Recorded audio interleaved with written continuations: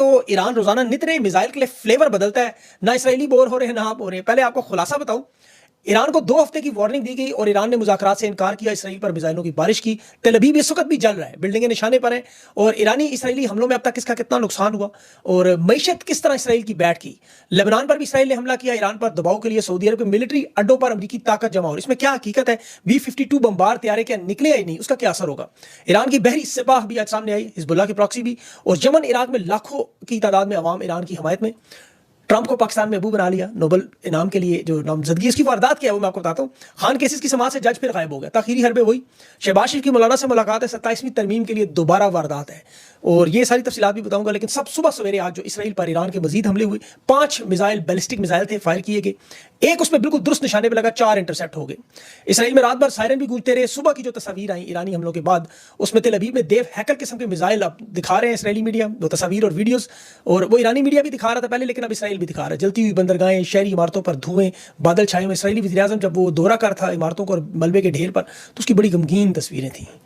Iran Israel की जंग में अब ईरान कोशिश कर रहा है कि आपको पता है इसमें रोज़ाना की बुनियाद पर जो हमले हो रहे हैं वो लोग बोर ना हो जाए, फ़लस्तीन में ख़ास तौर पर वो तो देखते हैं एक चीज़, तो इसलिए फ्लेवर बदले जाते हैं। रोज़ाना मिसाइल की नई किस्म आती है सामने, जो इनको अंदाज़ा भी नहीं कि ईरान के पास क्या क्या पड़ा है। और वो नामों को बदल कर उसकी पूरी तफसील आपको इसीलिए रखी जाती है ताकि आप इस जंग में जुड़े रहें। मुसलमानों की दिलचस्पी है इसमें, मुसलमानों की, उम्मत मुस्लिमा की।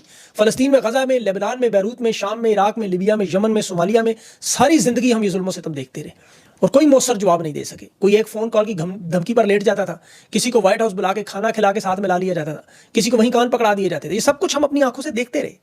आज जो तारीख में उम्मत मुस्लिमा देख रही है कि दुनिया के 44 ममालिक रोज़ाना की बुनियाद पर ये जो हम देख रहे हैं इसराइल, ईरान के इसराइल पर हमले, जिनकी वीडियोस बाकायदा जारी होते हैं।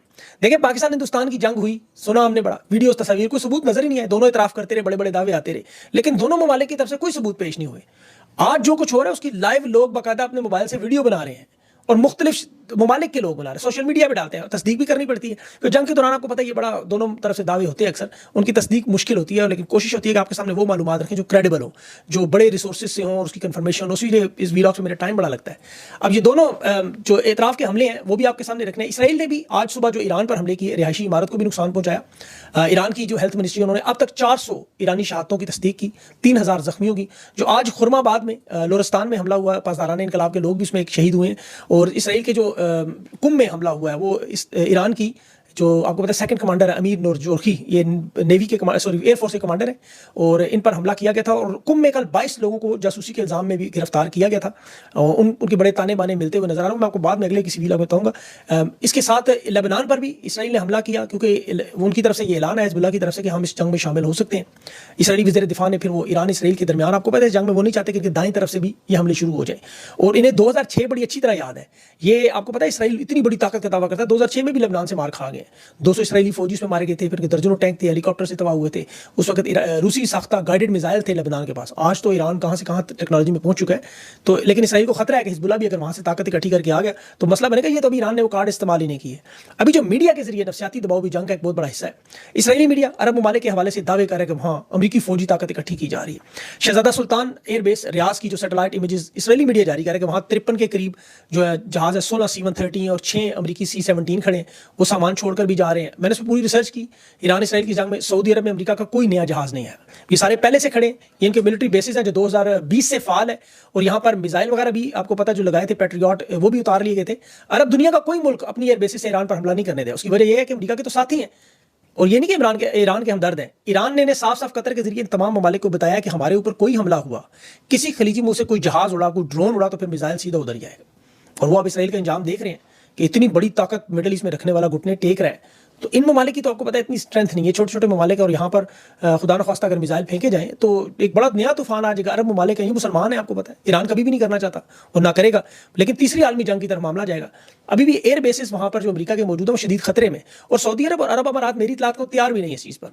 ईरान पर दबाव के लिए इसराइली मीडिया पुरानी मशकों की तस्वीरें, फ्लाइट ट्रैकर्स के डाटा दिखा रहा है कि जी B-52 बम्बार तैयारे जो व्हाइट मैन एयरफोर्स से उड़ रहे हैं। ये ऐसा नहीं है, ये जहाज़ याद रखें ये अमेरिका का आखिरी कार्ड है। $2 अरब का जहाज़ है जो अपने साथ 8 फ्यूल टैंकर लेकर स्पिरिट विजिलेंस एक्सरसाइज में 2024 देखें कि आपकी बड़ी लंबी परवाज करने वाला जहाज है, इसके साथ जो टैंकर है वो बड़ी मामूल की बात है, मशकों के लिए, तरबियत के लिए इस्तेमाल करते थे। अमेरिका का फिलहाल इस जंग में कूदने का कम से कम एक हफ्ते तक तो कोई दूर दूर तक इम्कान नहीं है, और उसकी बहुत सारी वजूहात है। ये नहीं कि उन्हें वो मोहब्बत है इनसे। अबनाए हरमस मैंने आपको बताया था, अभी अबनाए हरमस को ईरान ने कहा है हम एक हफ्ता सिर्फ बंद कर दें तो पूरी दुनिया के होश उड़ जाने। अब नए हरमस बैन अल-अक़वामी पानी है, आपको पता है वहाँ अमेरिका, सऊदी अरब, दीगर खलीजी ममालिक की नेवी फोर्स मौजूद है। 20% आलमी तेल की सप्लाई है, यानी 20 से 25 बड़े ऑयल टैंकर जो है वो रोजाना गुजरते हैं 30 मिलियन बैरल तेल लेके। अब ईरान की जो पासदारान इनकलाब की बहरी शाख है सिपाही बहरिया, वो अब नए हरमस में फाल है और वो सामने है। उनकी छोटी तेज रफ्तार बोट्स, कश्तियां जो और जमीन समुद्र से जमीन पे मार करने वाले मिसाइल, सबमरीन्स, अब समुद्र के अंदर इनके पास एक बड़ा टैक्ट है बारूदी सुरंगें लगाने का, वो पूरा निजाम इनके पास मौजूद है। और ड्रोन और जदीद मिसाइल सिस्टम तो पूरी दुनिया देख चुकी है। अब गैर रवायती जंग में ईरान इसे बड़े आराम से बंद कर सकता है। तमाम जंगी माहिरीन जो 8 दिन तक पहले मुत्तफिक नहीं थे, अब सारे मुत्तफिक हैं कि ईरान जो चाहे कर सकता है। अमेरिका बेशक नेवी में बड़ी बढ़तरी रखता है, लेकिन अब नए हरमस के जो ऑयल टैंकर है उनका नुकसान नहीं उठा सकता। और देखिए ईरान तो फिर एक दुनिया की बहुत बड़ी जंगी ताकत के तौर पर सामने है। 2023 में यमन के हौसियों ने बहरा अहमर में गजा पर इसराइली हमलों के बाद जो ड्रोन और मिसाइल अमेरिका और बरतानिया इसराइल के जहाज़ों पर मारना शुरू किए थे, शिपों पर, वहाँ पे उनकी आपको देखें दौड़े शुरू होगी। शिपिंग कंपनियां सारी छोड़ के चलेंगी। ये मेरी सैक, MSC जैसी कंपनियां जो बहरे अहमर से गुजरती हैं, उन्होंने छोड़ के वो अफ्रीका के पूरे लूप लेकर एक बड़ा रास्ता काट के वहाँ से पहुंचती थी, जिसकी वजह से तेल की जो कीमतें हैं वो आपने देखा था कितना इजाफा हुआ, खासकर एशिया, यूरोप में सारा। तो ये सारी तजारत गैर महफूज हो सकती है। इसलिए अमेरिका जो है ऑपरेशन प्रॉस्पेरिटी गार्डियन के नाम से पहले भी हौसियों पर एक ऑपरेशन कर चुका है जो इतना कामयाब नहीं हुआ। इसीलिए वो इस जंग में कूदने से पहले 1000 दफा सोचेंगे। अमेरिका दावे तो कह रहा है कि वो फोर्दो जोहरी तंसीबात को निशाना बनाएगा और उसमें अपना सबसे बड़ा जो उनका हथियार जो मैंने आपको बताया वो GU-57 इस्तेमाल कर, जिसका वजन 13 टन है, कहते हैं जी, बड़ा मवाद लेके वो जा सकता है। और जंगी माहिरीन कह रहे हैं, देखिए मैं तो जंग का माहिर नहीं हूँ, लेकिन दुनिया के जो मुख्तलिफ बड़े बड़े जंग के एक्सपर्ट्स हैं उनकी ओपिनियन, उनकी राय, उनके जो आपको पता है बातचीत, कि 18 मीटर की कॉन्क्रीट से ज्यादा या 60 मीटर ज्यादा कॉन्क्रीट तक ये धमाका नहीं कर सकता। जबकि ईरान की जो जेर जमीन तंसीबात है वो 90 मीटर से शुरू होती है और 300 मीटर तक गहराई में। तो ये इतना अमेरिका के लिए आसान नहीं है कि उस बम से भी ये कुछ कर सके। फिर वहाँ रूस के साइंसदान है, टेक्निकल एक्सपर्ट्स हैं, इंटेलिजेंस साइबर में जो मदद करेंगे, असले की फरावानी करेंगे, और पूरे मिडिल ईस्ट में जो ताबकारी 60% यूरेनियम है वहां पे। तो ये सारी कैलकुलेशन अमेरिका ने भी किया, जैसे मैंने आपको करके दिखाई। इसी तरह उनकी मिलिट्री इंटेलिजेंस दावे करी। आपको पता है कि हम जितनी भी इंटेलिजेंस अमेरिका के पास वो सारी इसराइल से आ रही है, याद रखें। क्योंकि रिपोर्टर पूछ रहे थे ट्रम्प से कि आपके पास तो शवाहिद मौजूद नहीं, आपकी एजेंसियां कह रही हैं ईरान ने बम नहीं बनाया। उसने कहा गलत मालूमात हमें मिली। रिपोर्टर ने कहा आपकी इंटेलिजेंस डायरेक्टर तुलसी गबार्ड कह रही है, नेशनल इंटेलिजेंस डायरेक्टर। उसने कहा नहीं, उसको पता नहीं है, गलत कह रही है। इसराइल के चैनल 14 नेतन्याहू का पसंदीदा चैनल, जिसमें कल हमला हुआ, उसने भी इल्जाम लगाया कि पाकिस्तान ईरान को मिलिट्री मदद दे रहा है, मिसाइल हमलों के पीछे पाकिस्तान का ताउन। ये इंतहाई बेबुनियाद इल्जाम है। पाकिस्तान का तो आपको सरकारी और गैर सरकारी दोनों तरफ से की मौकफ कि मशरक़ वस्ता की जंग में हम गैर जानिबदार हैं, मुसलमान मरे जिए हम गैर जानिबदार हैं। और वैसे भी आपको पता बलूचिस्तान के मामले पर तो ईरान के साथ 2024 में वो तनाज़ा भी हुआ था, मिसाइल मारना, मिसाइल फेंकना। तो ये कभी तावन करें कि मुसलमानों की मदद करें, ये तो आप सोच भी ना सकते। हम आपको पता है सबको, ये तो कोई ऐसी बात ही नहीं कि उम्मत मुस्लिमा की मदद पाकिस्तान की फौज की तरफ से की जाए। ये डॉक्टर कदीर खान ने कोशिश की थी, आपको पता है, PTV पर बैठाकर माफी मंगवाई। 90 की दिहाई में गौरी और शाहीन मिसाइल के नाम पर आपको पता है उस वक्त ईरान में फौजी तावन की बात ईरान ने इनकार किया, उन्होंने रूस का इनकार किया। शुमाली कोरिया और चीन से उन्होंने फौजी तावन के लिए साइंटिस्ट मंगवाए, लेकिन अपना काम खुद किया। ये तो 2014 की गैस पाइपलाइन हम उनसे नहीं ले सके आज तक। पेरिस की अदालतों में ईरान 18 अरब जुर्माना कर रहा था कि हमने बिछा दी है सारी गैस, ले जाओ तुम्हारा पाकिस्तान गैस का मसला हल हो जाएगा। नहीं, अमेरिका का दबाव है जी, अमेरिका हमारा वेंटिलेटर है, ये मानते थे सारे ईरान। वरना देखें वो गैस अगर पाकिस्तान में आ जाती आपका तबाही का मसला ही हल हो जाता, लेकिन हम वहाँ से गैस की पाइपलाइन नहीं ले सके, तो मिसाइल देंगे। ये तो हंसने वाली बात है। इंटरनेशनल अदालतों में वो तो ईरान मुसलमान मुल्क होने की वजह से 18 अरब का यकीन करके जुर्माना नहीं ले रहा, वरना तबाही फिर जाती थी। 18 अरब डॉलर्स। अब जंगों में देखिए हथियार नहीं लड़ते, माली सपोर्ट होती है। इसराइल ईरान की जंग में आप देख सकते हैं, ये इस वक्त करोड़ों डॉलर रोजाना की जंग है और इसराइल की मईशत इस वक्त शदीद दबाव में। उसकी वजह यह है कि मिसाइलों को रोकने के लिए जो महंगा तरीन निजाम उन्होंने बनाया है, एक एक इंटरसेप्टर उनका 4 मिलियन से 10 मिलियन का है। अब आप देखिए रोजाना इसराइल को 200 मिलियन से 500 मिलियन डॉलर का रोज बढ़ रहा है मामला, या आयरन डोम का खर्चा। फिर इसराइल के जो आपको पता है F-35 जहाज है, वो 1 घंटे में उसकी परवाज $10,000 है, और फिर जब जदीद गाइडेड हथियार लगाएंगे तो उसकी लागत दुगनी तिगनी हो जाती है। वॉल स्ट्रीट जर्नल ने अभी पूरा एक तखमीना दिया है कि 10 अरब डॉलर का अब तक इसराइल को नुकसान हो चुका है। शहरी इलाकों में जो बिल्डिंगें गिरी हैं उनकी दोबारा तामीर पर और दोबारा डिफेंस पर जो खर्चा होगा वो अलग होगा। हज़ारों लोग वहाँ बेकार हो चुके हैं, आपको पता हुकूमत ने खर्चा अलग दे रही है। तो मईशत इसराइल की जैम हो चुकी है। अब बिलाशुबा उनके पास पैसा बहुत है, लेकिन आप देखें नुकसान तो बहुत नुकसान है। ईरान का ये एक फ़ायदा है कि उनकी मईशत रुक नहीं रही। उसकी वजह चीन और रूस जैसे 2 बड़े ममालिक उनसे तेल खरीदी जा रहे हैं धड़ाधड़, और मजीद खरीद रहे हैं। उन पर 40 साल की पाबंदी आपको पता बर्दाश्त कर चुके हैं, तो उनके लिए चंद अरब डॉलर का नुकसान इतना बड़ा नहीं होगा। ईरान के खजाने में पाबंदियों के बावजूद उसके 40 अरब डॉलर फालतू में पड़े हुए थे इस जंग से पहले। और ये दुनिया का सबसे बड़ा इन्वेस्टर मुल्क चीन उनके साथ है, जिसके खजाने में $3 खरब पड़े हुए। तो पर आप देख रहे हैं आगे मुज़ाकरात के मामले पर जो जिनेवा में हुए ईरान के वज़ीर ख़ारजा थे और उनके साथ यूरोपीय वज़ीर ख़ारजा और जर्मनी, फ्रांस, बरतानिया और यूरोपीय यूनियन की वो EU की लीडर का नाम जिनसे निकले, दोबारा इन्होंने कहा शुरुआत करे मुज़ाकरात की। ईरान ने एक नुकता रखा कि अमेरिका के साथ हम मुज़ाकरात नहीं करेंगे, बिल्कुल किसी सूरत में नहीं करेंगे, यूरोपीय ममालिक के साथ बातचीत करेंगे और यहाँ दिफाई सलाहियतों पर कोई रियायत नहीं मांगी, जोहरी प्रोग्राम पर कोई बात नहीं होगी और सबसे पहले ये इसराइल के हमले मुकम्मल तौर पर बंद हो, जिसकी रूस और चीन ने भी आपको पता है कशीदी खत्म करने की तजवीज़ दी थी कल। ईरान ने कहा था जब तक ये मुकम्मल तौर पर जंग बंदी नहीं होती हम मुज़ाकरात की तरफ बिल्कुल नहीं जाएंगे और यूरेनियम की अफसूदगी को हम महदूद नहीं करेंगे, ये हमारा हक है और हम यकीन दिलाते हैं कि पुरअमन शहरी मकासद के लिए इस्तेमाल होगा। अब ईरान देखिए अपने जो पहले दिन के मौके पर कायम था वो जंग शुरू होने से पहले और आज भी ये इनकी मजबूती दिखा रही है और ईरान के साथ जिस तरह फ़लस्तीन अपने मौके पर कायम है, जो लोग हक पर खड़े होते हैं वो हमेशा ऐसे ही है। इधर तो बेशर्मी और बेगैरती की एक मिसाल मजीद आपको पता है, अस्करी साफियों ने जिनका थूका अपने मुंह पर गिर रहा है, ऑफिशियली तौर पर पाकिस्तान में ट्रंप को अबू बनाया इन लोगों ने अपना।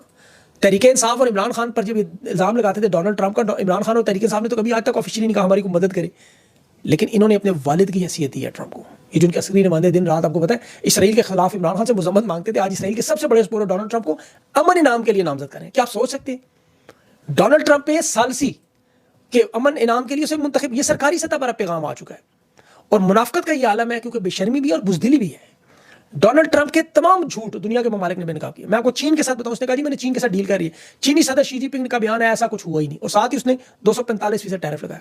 पाकिस्तान इंडिया पे दावा किया जी मैंने जंग बंद कराई, सीज फायर कराई। नरेंद्र मोदी का बयान है नहीं ऐसा नहीं हुआ, इसने कोई नहीं कराई, ये तो दूर ही रहे, उन्होंने सिंध ताश मुआहदा लगा पानी बंद कर दिया। इसने कहा जी मुझे ईरान ने कॉल की है, सीज फायर करना चाहते हैं। ईरान के सदर का बयान है कोई कॉल डोनाल्ड ट्रंप को नहीं, झूठ बोल रहे हैं। इसराइल पर 17 हमले करके 400 मिसाइल ठोक दिए। प्यूटन के हवाले से इसने कहा जी प्यूटन ने मुझे यूक्रेन के लिए कॉल करके कहा जी यहाँ जंग बंदी करवाएं, ऑफर की। प्यूटन ने कहा मैंने तो ऐसा कुछ कहा नहीं और ठीक उसी दिन यूक्रेन पर प्यूटन ने सबसे बड़ा हमला भी कर दिया।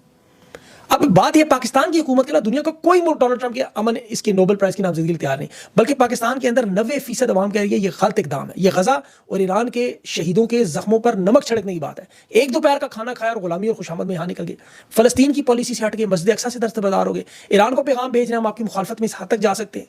डोनाल्ड ट्रंप के हाथों में फलस्तीनियों का खून टपक रहा है अभी भी, देखिए उसकी हमायत भी करता है, असले की फरहमी भी करता है, सपोर्ट भी करता है और अभी वाहिद करारदाद दुनिया पूरी जंग बंदी करवा थी डोनाल्ड ट्रंप ने वीटो कर दी। ये उसे नोबेल प्राइज की बात करें। सालसी जो भारत मानता नहीं, फलस्तीन पर बमबारी मैंने भी आपको बताया कितना बड़ा जुल्म है। ईरान को तो छोड़ दें आप, वो तो अपर हैंड है, जहां मजलूम गजा के शहीद हो रहे थे इसने वीटो कर दिया, नहीं करेंगे बमबारी पर। और यहाँ पाकिस्तान का आर्मी चीफ से अमन का नोबेल प्राइज, अमन आपको पता है क्या होता है? और इनके मजे की बात है मरियम नवाज, ख्वाजा आसिफ, एहसन इकबाल, ये जो इन सब लोग की स्टेटमेंट उठा के थे, कहते हैं अमन का दुश्मन डोनाल्ड ट्रंप, बदकिरदार, औरतों का शौकीन, झूठा इंतशारी फसादी, मुसलमानों का कातिल, ये सब कहते रहे वजीर दिफा, वजीर खारजा, और आज उसको नोबेल प्राइज के लिए नॉमिनेट कर रहे हैं। इस कदर मुनाफिक लोग, इस कदर मुनाफिक। और डोनाल्ड ट्रंप का देखें तहरीक इंसाफ के लोगों को तो पता, इमरान खान को तो पता इसने कोई हिस्सा नहीं लेना किसी किस्म की रिहाई में। अब इन्होंने इक़्तिदार पे कब्जा किया, देखें अयूब खान ने इक़्तिदार पे कब्जा किया तो फातिमा जिन्ना को फिर भी जलसे जुलूस करने देता। ज़िया उल हक ने जब भुट्टो को फांसी लगाई तो अमेरिका की हमायत थी, लेकिन उसके बावजूद उसने बेनज़ीर भुट्टो को और नुसरत भुट्टो को बैरून मुल्क जाने दिया, ECL में नाम नहीं डाला। परवेज़ मुशर्रफ ने नून लीग को तोड़ा, नवाज शरीफ के साथ डील की, उसे जेल से निकाल के जदा फिर भी फैमिली समेत 140 बक्से भिजवा दिए। यहाँ पार्लियामेंट पर कब्जा, अदलिया पर कब्जा, तमाम इदारों पर कब्जा, फील्ड मार्शल पर, सब कुछ होने के बावजूद इमरान खान से मुलाकात नहीं होने दे रहे। खान का खौफ देखे जरा, कौन कहता है गेम इनके हाथ, गेम इनके हाथ से किसी भी वक्त निकल सकती है, क्योंकि खान जब तक अपने नजरिए पर कायम है, कहते तन्हाई में बैठा हुआ शख्स और अवाम 90% के साथ है, और ये है उसकी बहादुरी दिलेरी। और ये बुज़दिल लोग हैं, वो इंसार बासी कहता है ईमान, ताकत, इत्तेहाद, सबीलिल्लाह, फलां फलां, ये ताकत की जमानत कौन के लिए? Donald Trump. अभी 27वीं तरमीम में मौलाना फजल रहमान शहबाज से मिल रहा है कि एक दफ़ा सदर की तरफ चले जाएं, और कुछ नहीं, ये आखिरी इनका टारगेट है। लेकिन देखें खान की रिहाई के लिए और भी बहुत सारे मामला हैं और इंशाल्लाह ये मामला शुरू होगा। इस पर मैं आप देख रहा हूँ कुछ लोग थोड़े बहुत मायूस हो रहे हैं, अब चूंकि ये मामला और बहुत सारे उलझे हुए। खान ने खुद 2 हफ्ते का ब्रेक दिया हुआ है, ये जो कुछ हो रहा है ये आपको जो वीडियोस नजर, ब्रेक है, उसके बाद दोबारा पाकिस्तान की अवाम ने अपना, आपको पता है, दोबारा जमा, ये काम खत्म तो होना नहीं। तो ये ताकत से ही जिस तरह ये लड़ रहे हैं इसी तरह फलस्तीन के लोग हैं, इसी तरह ईरान के लोग, इस तरह पाकिस्तान की अवाम भी है। तो इंशाल्लाह अल्लाह ताला मजलूमों की मदद करता है जरूर, कभी देर आए कभी दुरुस्त आए। ये मामला देख लें आपके सामने, मार खाते खाते आज इसराइल का क्या हाल हो रहा है। तो फिर यही चीज़ है। आप अगले इंशाल्लाह वीडियो में तफसील से बात करूँगा, कुछ चीज़ें रह गई हैं। अपना ख्याल रखें, मुझे इजाज़त दें, अल्लाह हाफ़िज़।